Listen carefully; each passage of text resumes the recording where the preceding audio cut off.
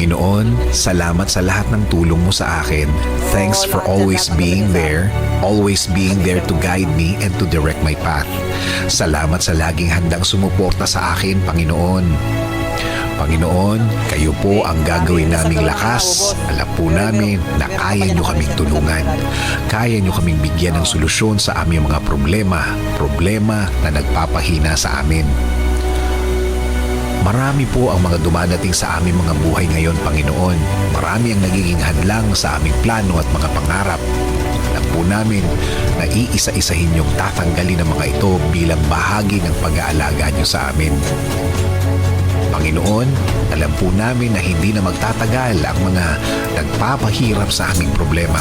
We know these are just trials that will make us stronger as a believer.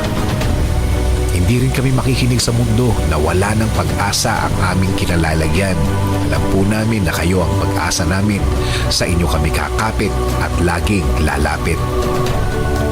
Hindi kami makikinig sa kanilang mga salita, sa kanilang mga kwento, sa kanilang mga judgment. Sa halip, mas ikukwento namin ang inyong kabaitan at laging handang tumulong sa amin. Sasabihin din namin sa kanila, Panginoon, na hindi lang ngayon nyo kami tinulungan, kundi matagal na natulungan nyo na kami dati at alam namin na tutulungan nyo rin kami ulit, Lord. Kaya Panginoon, the more na mas maraming problema ang dumarating, the more na sa inyo kami titingin at magkukonsentrate kaysa tumingin kami sa kinalalagyan namin. Mas titingin kami kung gaano kayo kalaki sa aming buhay.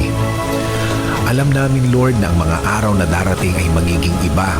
Mga araw na darating ay babago ng sitwasyon. Dahil alam namin, Panginoon, na uumpisahan niyo na ang pagtulong sa amin. Kaya ngayon pa lang, Panginoon, salamat, maraming salamat, Panginoon. Lord, ikaw na ang bahala sa aking pamilya. Lagi niyo po silang alagaan at protektahan. Ikaw na rin ang bahala sa aming bayan, Lord.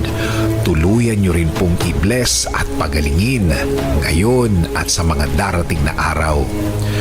This is our prayer in Jesus' name. Amen.